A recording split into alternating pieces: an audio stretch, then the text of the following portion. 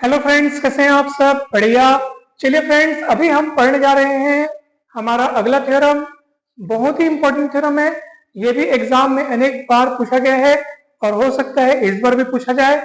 The generalised first mean value theorem. दोस्तों, इस theorem के पहले हमने पढ़ा था first mean value theorem of integral calculus, अर्थात समाकल का प्रथम माध्यमान प्रमेय।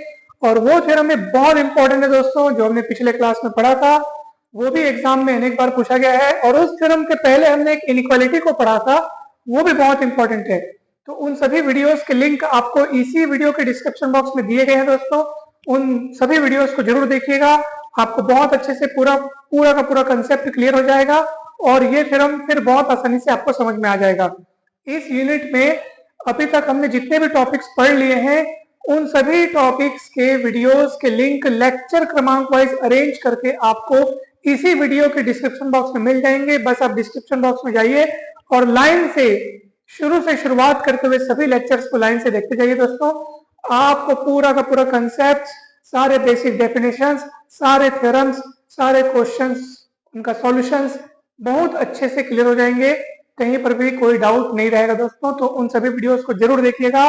चैनल पर नए हैं तो जरूर सब्सक्राइब कर लीजिए। ये चैनल आपको ग्रेजुएशन के सभी सेमेस्टर्स में तो काम आएगा ही आएगा, लेकिन उसके बाद जब आप कॉम्पिटिटिव एग्जाम की तैयारी करेंगे तो उसमें भी आपको बहुत हेल्प करेगा ये चैनल। तो जरूर जरूर सब्सक्राइब करें दोस्तों। तो चलिए अब हम शुरू करते हैं the generalised first mean value theorem. पहले उसका स्टेटमेंट देखते हैं कि स्टेटमेंट क्या कहता है, उसके बाद हम इसका प्रूफ देखेंगे।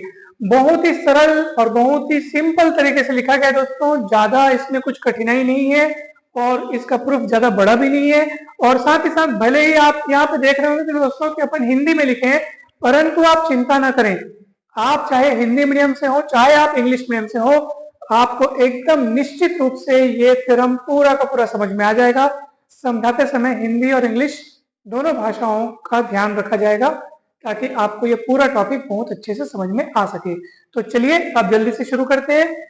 पहले अपन स्टेटमेंट देखते हैं। मान लीजिए दो फंक्शंस हैं एफ और जी, जो कि इस क्लोज्ड इंटरवल ए बी में रीमान इंटीग्रेबल है।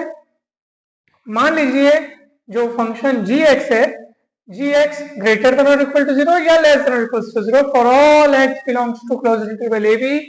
तथा माना क्लोज्ड इंटरवल ए बी में फंक्शन एफ का सुप्रीमम कौन है, कैपिटल एम, तथा फंक्शन एफ का इंफिमम कौन है, स्मॉल एम। ठीक है। तब एक संख्या म्यू जो कि इस क्लोज्ड इंटरवल एम से एम में बिलोंग करेगी, यानी कि एम से एम के बीच में है ना, एम से एम के बीच में कोई संख्या म्यू इस प्रकार विद्यमान होगी कि integration a to b f x g x d x is equal to mu times integration a to b g x d x. तो ये चीज अपने को सिद्ध करना है दोस्तों। ठीक है। साथ ही इसमें एक और बात लिखी हुई है कि यदि f closed interval a b पर कंटिन्यूअस है अर्थात संतत है, तब एक संख्या t belongs to closed interval a b इस प्रकार विद्यमान होगी कि integration a to b f x g x d x is equal to f t integration a to b g x d x. तो ये भी चीज अपने को सिद्ध करना है दोस्तों। तो चलिए अब जल्दी से प्रूफ देखते हैं। मान लो g x is greater than और equal to 0 for all x belongs to closed interval a b, तथा मान लो इस इंटरवल ए बी में f का सुप्रीमम कैपिटल एम तथा f का इंफिमम कौन है, स्मॉल एम है। तब for all x belongs to a b, interval a b के लिए अर्थात इस इंटरवल ए बी के सभी x के लिए ये जो फंक्शन की वैल्यूज है वो ऑब्वियसली बात है, ये सुप्रीमम ये इंफिमम है। तो जो फंक्शन की कोई भी आर्बिट्री वैल्यू जो है इस इंटरवल के लिए, इस इंटरवल में अगर अपन x लेते हैं इस इंटरवल से, तो फंक्शन की कोई भी वैल्यू इस m से बड़ी नहीं हो सकती, इस m से छोटी नहीं हो सकती। सभी वैल्यूज m से छोटी या बराबर, कैपिटल M से छोटी या बराबर तथा स्मॉल m से बड़ी या बराबर होगी। क्यों? क्योंकि ये capital M supremum of f है, ये small m infimum of f है। तो फंक्शन की कोई भी वैल्यू m से बड़ी नहीं हो सकती और इस स्मॉल m से छोटी नहीं हो सकती।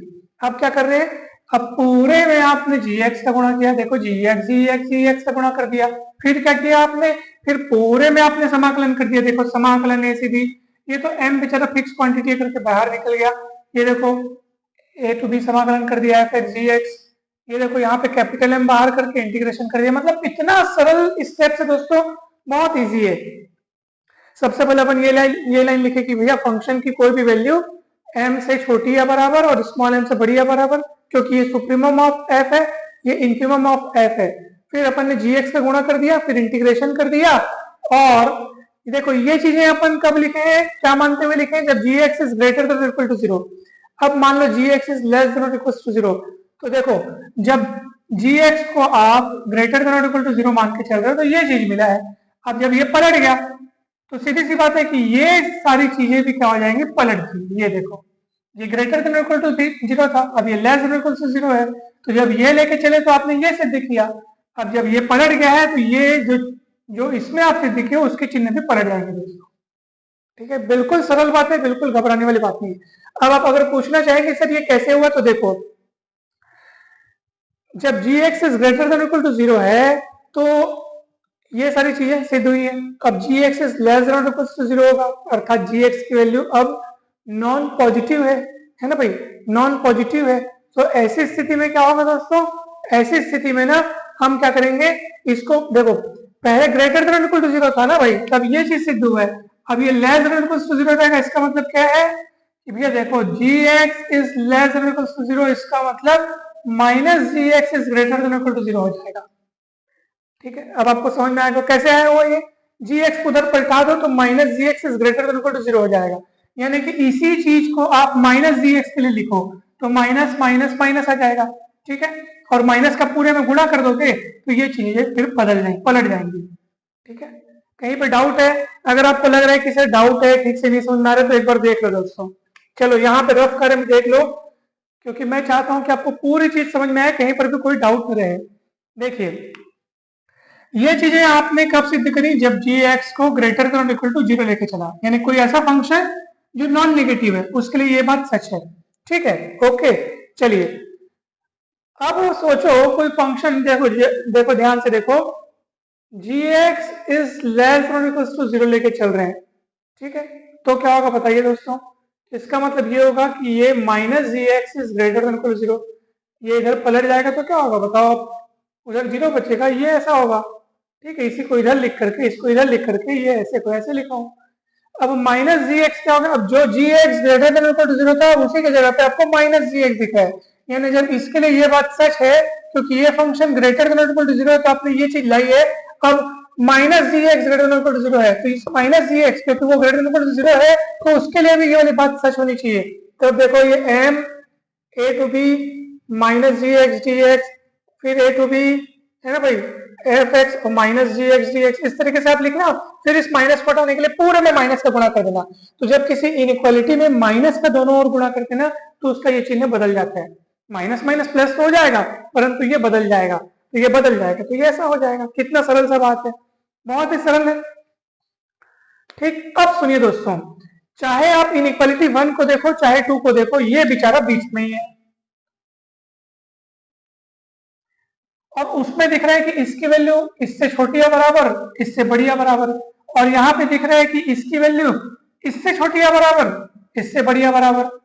कुल मिला के देखा जाए तो ये चीज ये चीज दोनों सेम ही है, अगल बगल वाली चीजें बस पलट रही हैं। इसमें देखो ये इससे बड़ा या बराबर दिख रहा है और इसमें ये इससे छोटा या बराबर दिख रहा है। कुल मिला के ये जो चीज है वो इन दोनों के बीच में है, चाहे इसमें चाहे उसमें बात करो। ये दोनों उल्टा पलटी हो रहा है, बस बीच वाली चीज तो फिक्स है दोनों ही केसेस में, दोनों ही इनइक्वालिटीज में। यानी कि उसी को अपन ने लिखा है, समीकरण 1 और 2 दर्शाते हैं कि दोनों ही स्थितियों में ये जो इंटीग्रल है यानी कि ये जो बीच में लिखा है वो बेचारा इसके और इसके बीच में ही स्थित है। देख लो ये अभी भी बीच में है, ये अभी भी बीच में है। बस फर्क किस बात का है कि ये पहले इससे बड़ा या बराबर उससे छोटा या बराबर और यहाँ पे इससे छोटा या बराबर उससे बड़ा या बराबर। तो ये दोनों उल्टा पलटी हो रहे हैं लेकिन ये तो बेचारा उन दोनों के बीच में ही है ना, दोनों ही स्थितियों में, दोनों ही इनइक्वालिटीज में।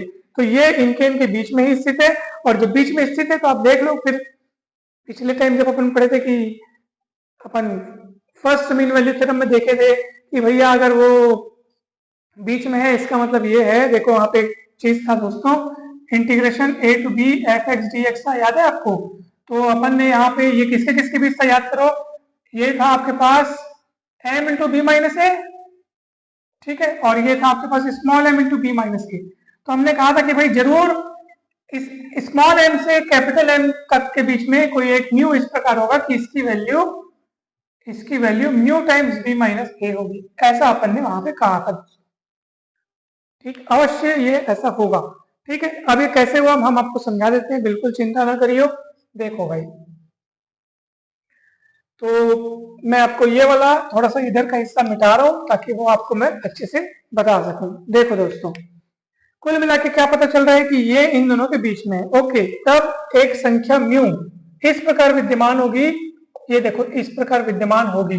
ठीक है, अब इसमें तीनों में मैं क्या करता हूं, तीनों में मैं क्या करता हूं, integration a to b g x d x, इसमें भी वही काम करता हूँ, इंटीग्रेशन ए टू बी, अच्छा म्यू है साथ में, तो ये म्यू लिखते हुए साथ में integration a to b g x d x, फिर इधर भी integration a to b g x d x. ठीक है दोस्तों, अब एक काम करो आप, देखो गौर से देखो, तो इसको आप कंपेयर कर लो, इसको आप कंपेयर कर लो किसके साथ, इनइक्वालिटी 1 के साथ।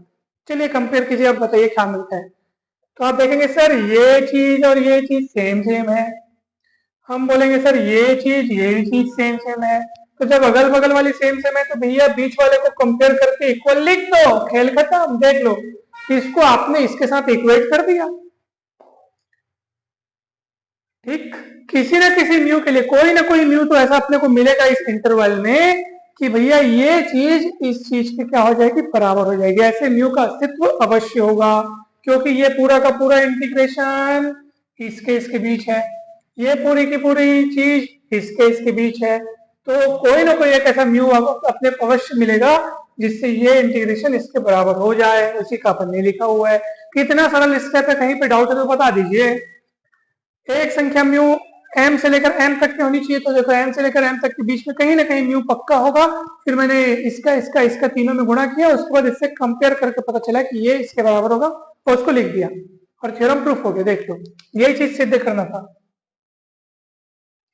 अब आगे एक और बात बोल रहे दोस्तों कि भैया यदि f इंटरवल ए बी पर कंटिन्यूस है, अब कंटिन्यूस है इसका मतलब क्या है दोस्तों कि फलन का ग्राफ कभी टूटता नहीं है। टूटता नहीं है मतलब वो लगातार चलते रहता है, लगातार चलते रहता है। इसका मतलब क्या है दोस्तों, देखो जैसे मान लीजिए ये आपका इंटरवल ए बी है, ये इंटरवल ए बी हो गया और ये मैं फंक्शन का ग्राफ इसके बीच बनाया हूं अपनी इच्छा से, मेरे को जैसा अच्छा लगा वैसे बना दिया हूं। ठीक है, अब ये सुप्रीमम वैल्यू हो गया, ये इंफीमम वैल्यू हो गया, अर्थात ये वाली हाइट स्मॉल एम, ये वाली हाइट कैपिटल एम। इस बीच फंक्शन कंटिन्यूस है पूरा का पूरा, मतलब वो तो पूरे फंक्शन तो पूरे इंटरवल ए बी में कंटिन्यूस है। हमको मेन इस केस के बीच ध्यान देना है, क्योंकि जो सुप्रीमम वैल्यू है और जो इंफीमम वैल्यू है वहां से वहां तक के रेंज में जो है वो न्यू बिलोंग करता है।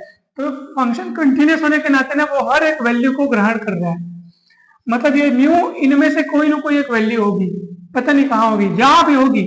मान लो ये वाली हाइट न्यू है, तो भैया वो किसी न किसी एक्स की वैल्यू के करस्पॉन्डिंग वो मिलेगा। तो इसलिए अपन बोल रहे हैं कि जरूर इस इंटरवल एपी में एक पॉइंट सी इस प्रकार अवश्य बिलोंग करेगा कि सी पर फंक्शन की वैल्यू म्यू के बराबर होगी, और ये पक्का ऐसा पॉइंट आपको अवश्य मिलेगा, क्योंकि ये म्यू वैल्यू फंक्शन द्वारा ग्रहण की जाती है। फंक्शन की वैल्यू म्यू होती है, इसलिए होती है क्योंकि म्यू यहाँ से यहाँ तक है और फंक्शन कंटिन्यूस है।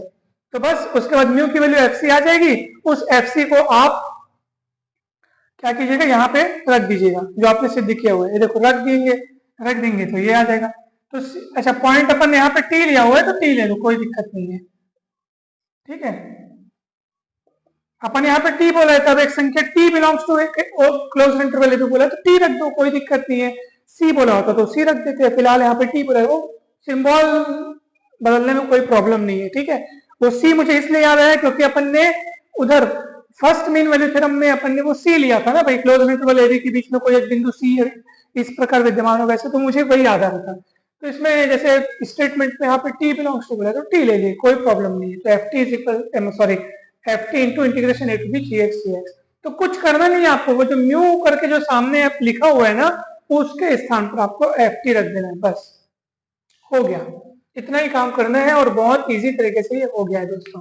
इसका कारण क्या है, एक बार फिर से सुन लो कि फंक्शन जो है कंटिन्यूस है, इसलिए स्मॉल एम और कैपिटल एम के बीच में जितनी भी वैल्यूज हैं वो सब फंक्शन द्वारा स्वीकार होंगी, अर्थात ये सब फंक्शन की वैल्यूज हैं, क्योंकि फंक्शन कहीं टूटता नहीं है, क्योंकि फंक्शन कंटिन्यूस है। और ये सब फंक्शन की वैल्यूज है, और इन्हीं में से कोई एक वैल्यू म्यू है, क्योंकि ए भी तो एम और एम के बीच में ही कहीं है ना, तो इन्हीं में से कोई एक म्यू है, और जो भी होगा वो एक्स की किसी न किसी वैल्यू के करस्पॉन्डिंग होगा। तो वो एक्स की वैल्यू कौन है, टी है, तो एफ टी इक्वल म्यू, और ये म्यू के स्थान पर एफ टी रख दिया और थ्योरम प्रूफ हो गया। तो इस तरीके से ये generalised first mean value theorem complete होता है दोस्तों। हमें पूरा यकीन है कि आपको बहुत अच्छे से समझ में आया होगा। अगर वीडियो अच्छा लगे तो लाइक करें, चैनल को सब्सक्राइब कर वीडियो को शेयर करें। आप सभी को बहुत बहुत धन्यवाद। जल्द ही मिलते हैं नेक्स्ट वीडियो में।